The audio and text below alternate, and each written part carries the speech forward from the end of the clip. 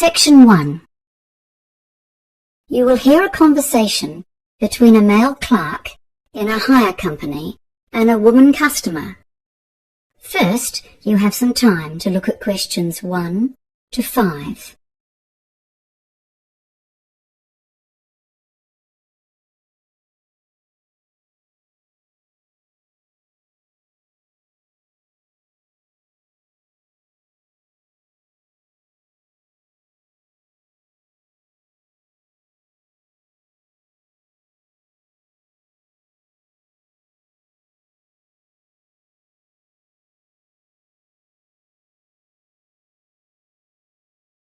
Now we shall begin.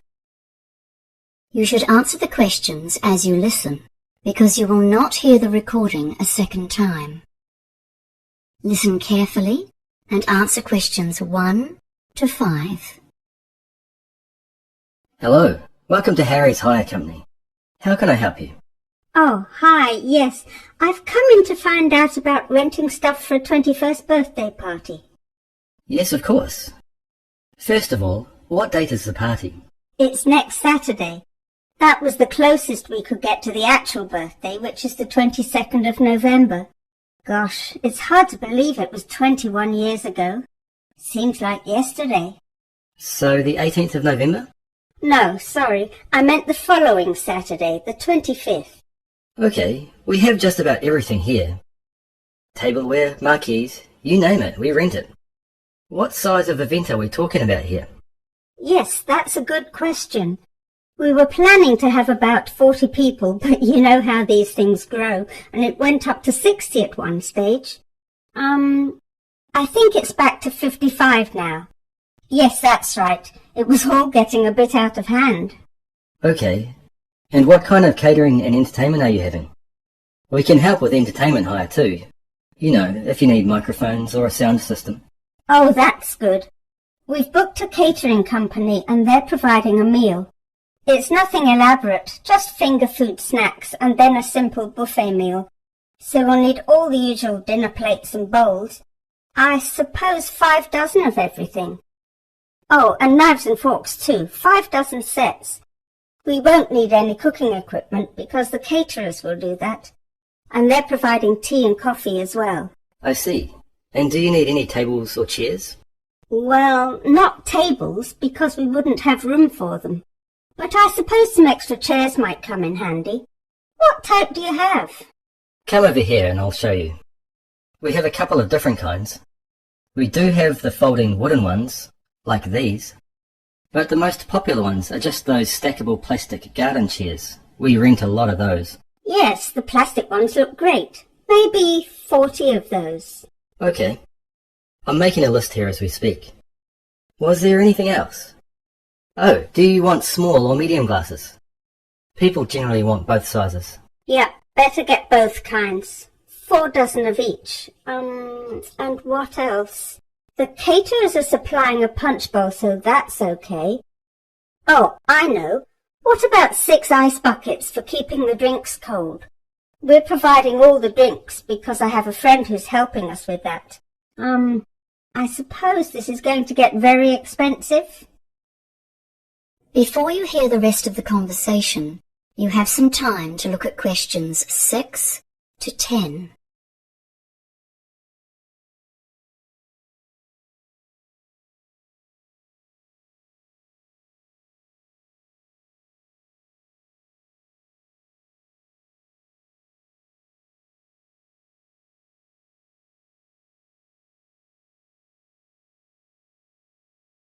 Now listen and answer questions 6 to 10. Well, let's talk about our packages and rental deals. Firstly, what day do you want to collect the equipment? Oh, I'm not sure. Does that make a difference to the price? Well, the weekend package deal is to pick up after 5 p.m. on Friday and drop off before 10 a.m. on Monday. That will be $1,600 plus tax. If you want to save a bit of money, you can collect the equipment on the day of the party before 5 p.m. and drop off on the Monday before 10 a.m. and that will be $1,350 plus tax. That's called the same day package. Your party numbers come between our small and medium price packages, I'm afraid. So in fact, you could rent a few extra of everything for the same price. I see. Well, we're not inviting more guests. I think we have quite enough already. Are there any other hidden charges with those packages? No, not really. But if you want us to drop off and pick up at your house, there is an extra home delivery charge of $50, provided you live within 10 kilometres of here. Oh, and if you want to take out breakage insurance, that's a $60 flat fee. Otherwise, you pay for every item you break at the replacement cost. Wow, so how much is that then? I bet that soon adds up. Well, yes, it does a bit. Let's see. Tableware is $3.55 a piece, small glasses are $3.50, and medium glasses are $4.40. Oh, and if you break a chair, they're expensive. $15 each. And you'll be surprised what happens when the party gets going. Yes, insurance sounds like a good idea. And I think I'll take the weekend package deal, thanks. It's much more convenient, isn't it? And not much more expensive. Okay, so let's take a few details then. Your name? Oh, it's Susan Millins. Is that Miller? No, it's Millins. Right. And your address, please? 28B Sandstone Close, Martinsborough. And just to confirm the order, the medium-sized party weekend package with breakage insurance. And did you want to collect this yourself? Yes, thank you. I do live within 10 Ks, but I don't want to pay any extra charges. I'll get my son to help me. Okay. We'll need an emergency contact number, just in case anything goes wrong. Oh, and credit card details, of course. Oh, yes, of course. The phone number is 084-398-7695. Okay, thank you. And now the credit card. That is the end of section 1. You now have half a minute to check your answers.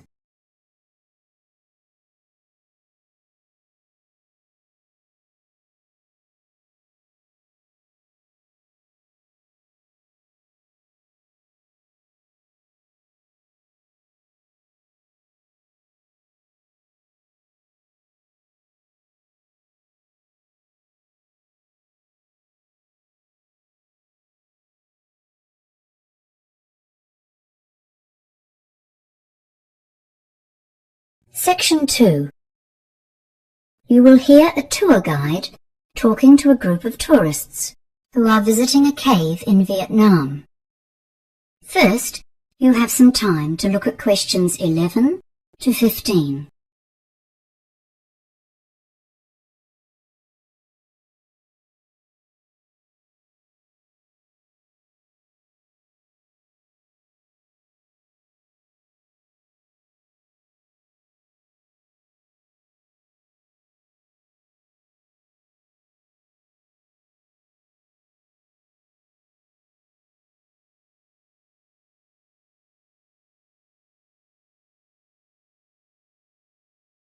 Now listen carefully and answer questions 11 to 15. Good morning, everyone. Welcome to our visit to one of the most famous caves in Vietnam. As you know, this cave is famous for its wildlife, and one of the creatures you will observe in here is the small cave cockroach. They live mostly on the bird and bat droppings that are so plentiful in the caves. The guardrails along the trails are covered with these droppings, and this makes a feast for the cockroaches, so be careful where you put your hands. They will not harm you, but it can be a shock if you touch them. Once you're in one of the main caves, look out for the green centipedes. They will not be on the trail, but can often be seen on the wall close by. They feed on other insects and are fascinating to look at because of their colour, and of course their many legs. Please do not try to pick one up though. These centipedes have a very nasty poisonous bite. There are also deep red millipedes. These have a fully rounded shape, and they look like a streamlined elongated train with 100 or so closely packed legs extending right and left. When you get to the large high caves, you should look right up above you for the swifts and bats. The bats in this cave are mostly a type of dwarf bat, which are common in this part of the world. They will be clustered high up against the walls, maybe 100 or 200 together. They look like shadows high on the walls of the cave. They are likely to be very quiet right now, but because there are so many of them together, you will have no difficulty identifying them. They sleep all day until they all leave the cave in a massive flock on their nightly hunt for flying insects. The swifts are the creatures you can see flying around during the day, especially if they have young ones to feed. They can navigate in the darkness here and will fly outside in ones and twos at dusk to catch small winged insects like mosquitoes. However, they tend to return before it's pitch black outside, and they do not hunt at night. The swifts make nests, usually higher up on the ceiling of the cave. Before you hear the rest of the talk, you have some time to look at questions 16 to 20.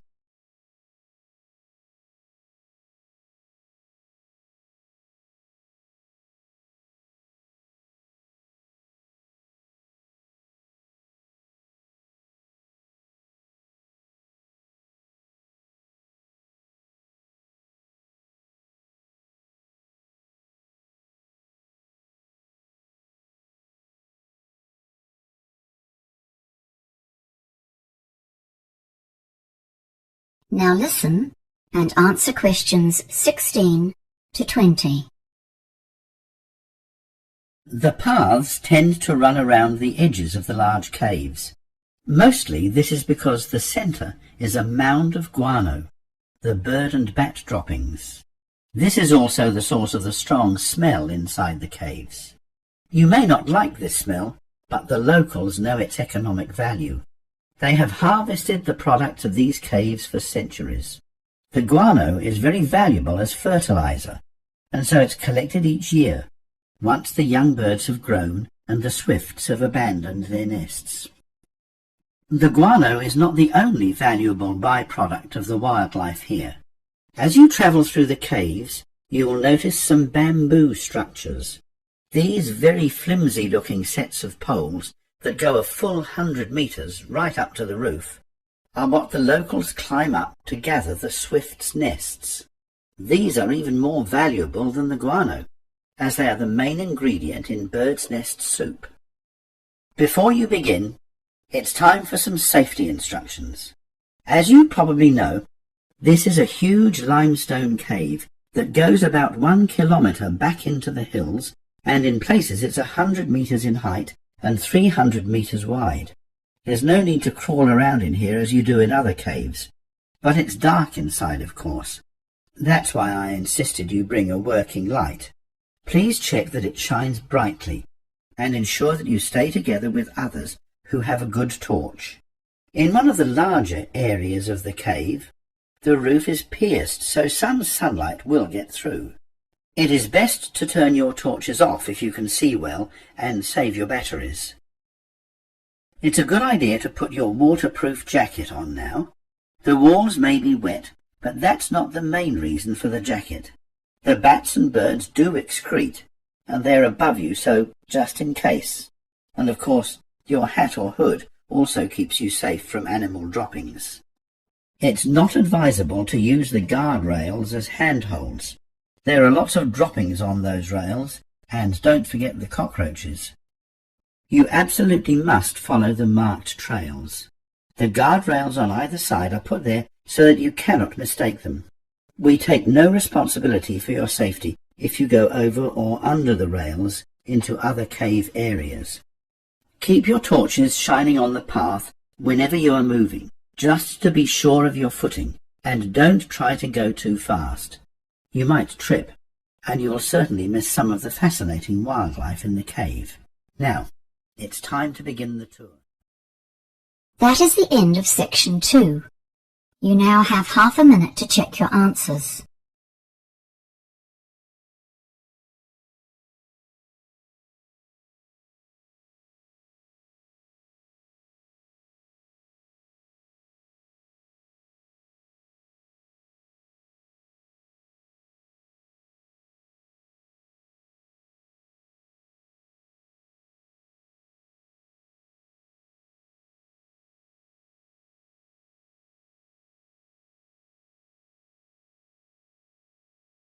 Section 3.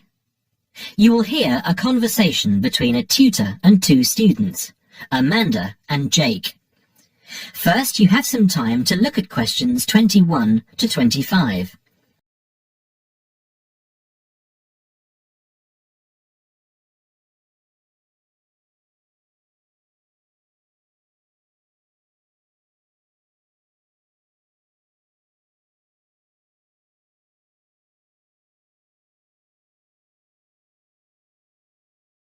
Now listen carefully and answer questions 21 to 25. So, Jake and Amanda, how did the project go? Very well, I think, Dr. Hinton. I certainly learned a lot and enjoyed myself at the same time. Me too. So, remind me, what was your project about? Basically, what makes successful people? Let's call them top achievers successful. Yes. How are they different from us? What do they do that other less successful people don't do? Interesting. And did you come to any conclusions? Quite a few, actually. Good. Share some with me then. Well, I'd always thought that a top achiever would be the sort of person who would bring work home every night and slave over it. But it appears not. Those types tend to peak early and then go into decline. They become addicted to work itself, with much less concern for results. We found that high achievers were certainly ready to work hard, but within strict limits. They knew how to relax, could leave their work at the office, prized close friends and family life, and spent a healthy amount of time with their children and friends. There's a lesson for us all there. Anyway, go on. It's also very important to choose a career which you enjoy, not just one that pays well or which assures you of a pension many years down the line. Surely that's important though, Amanda. Yes, I agree, but being happy in your work is far more important than anything else. Top achievers spend over 2/3 of their working hours on doing work they truly prefer, and only 1/3 on disliked chores. They want internal satisfaction, not just external rewards such as pay rises and promotions. Before you hear the rest of the conversation, you have some time to look at questions 26 to 30.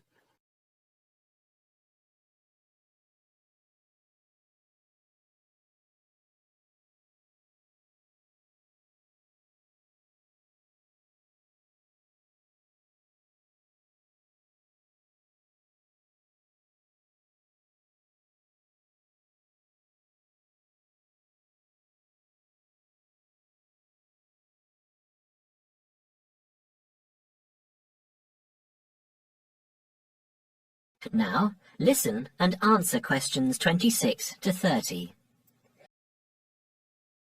Actually, in the end, they often have both, because they enjoy what they are doing, so their work is better and their rewards higher. Yes, Jake, that certainly makes sense. Now, can I ask you something? Do high achievers, as you call them, take many risks? Yes and no.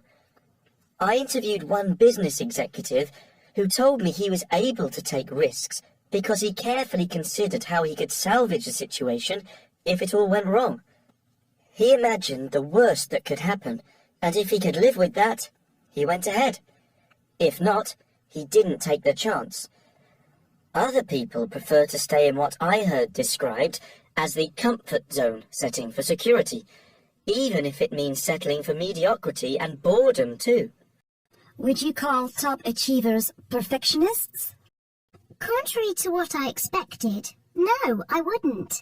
We came to the conclusion that a lot of ambitious and hard-working people are so obsessed with perfection that they actually turn out very little work. I happen to know a university teacher, a friend of my mother's, who has spent over 10 years preparing a study about a playwright. She is so worried that she has missed something, she still hasn't sent the manuscript to a publisher. Meanwhile, the playwright, who was at the height of his fame when the project began, has faded from public view. The woman's study, even if finally published, will interest few people. So, what has this got to do with top achievers?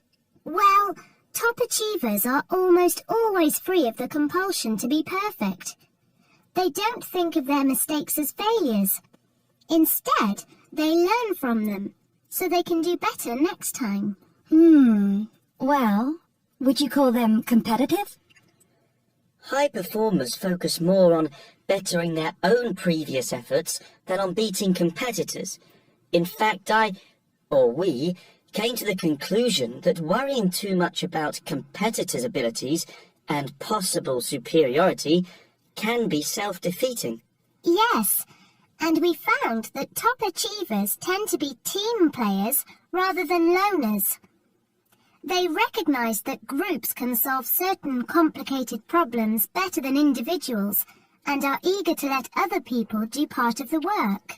Yes, loners, who are often over-concerned about rivals, can't delegate important work or decision-making. Their performance is limited because they must do everything themselves. Well, it looks as if you two have done a thorough job and learned something into the bargain too. Now, there are just a couple of points I'd like to clarify with you. That is the end of section 3. You now have half a minute to check your answers.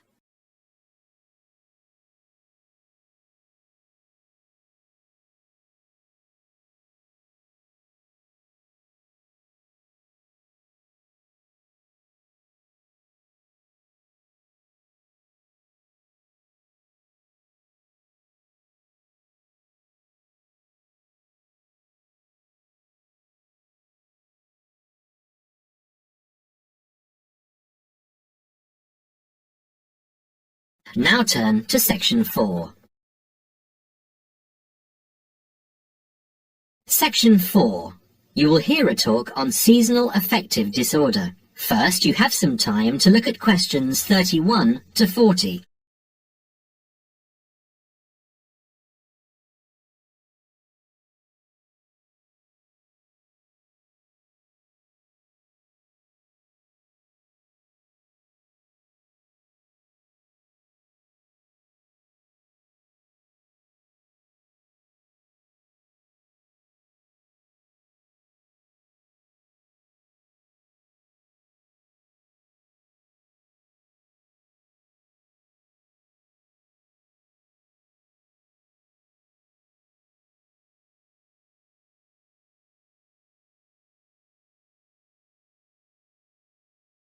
Now listen carefully and answer questions 31 to 40. In the past few years, a new condition has been identified and given a name, SAD, short for Seasonal Affective Disorder. This is now recognized as a distinct kind of clinical depression, where people become depressed at the onset of winter, accompanied by a craving for sweet things, causing weight gain. Each spring and summer would then bring on almost maniacal highs and feelings of boundless energy and happiness. Experiments to combat this depression showed that increased exposure to bright light in humans could suppress their production of the darkness-related hormone called melatonin. The light needed to induce this change was about 2,000 lux, or about 4 times brighter than ordinary household lighting. It was then calculated that if bright light could suppress melatonin secretion, then it might have other effects on the brain, including the reversal of symptoms of depression. While melatonin's precise role in SAD has not been pinned down, the theory led to effective treatment. Not surprisingly, SAD affects more people where winter nights are longer and days shorter. In the UK, an estimated 500,000 adults develop a full-blown SAD in winter, and twice this number suffer the milder condition called subsyndromal SAD. About 80% of sufferers improve when given light therapy, and improvement usually comes within 2 to 4 days. Scientists are still unsure why winter depression happens, but more than a decade of research has turned up some surprising findings. Nearly 80% of SAD victims are women. Researchers are uncertain why this is so. SAD can affect people at any age, but typically it begins around the age of 20 and becomes less common between 40 and 50. SAD is comparatively rare in children and adolescents, but so far researchers have been unable to come up with a logical reason for this.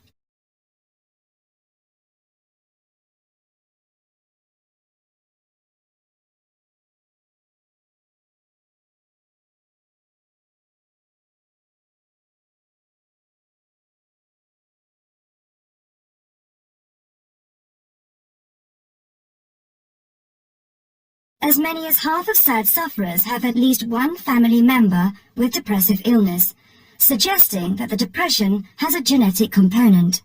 Some patients experience shifts in their body clocks when they're depressed in winter. They are morning people at one time of the year and become evening people at another. What is the underlying difference between SAD sufferers and others? A clue can be found in carbohydrate craving, a common symptom. People often become obsessed with chocolate, for example. Carbohydrates alter brain chemistry by increasing the level of a soothing chemical called serotonin, a neurotransmitter that carries signals between brain cells. SAD sufferers crave carbohydrates because they may need serotonin to lift their mood. This craving can be intense, in fact, an addiction. It may be that the serotonin system of the brain has problems regulating itself during the winter. Some SAD sufferers respond well to the drug Prozac, thought to influence the brain's serotonin-using system. Other brain chemicals and hormones probably play a role in winter depression. Another neurotransmitter, dopamine, for example, may be inadequate in certain cases. Researchers hope to uncover clues to SAD's secret by probing similarities between SAD and hibernation. Though no valid link between the two has been established, some SAD patients say they feel like hibernating animals. SAD sufferers tend to put on fat in autumn and early winter, roughly the time when such hibernators as bears and squirrels do. That is the end of section 4. You now have half a minute to check your answers.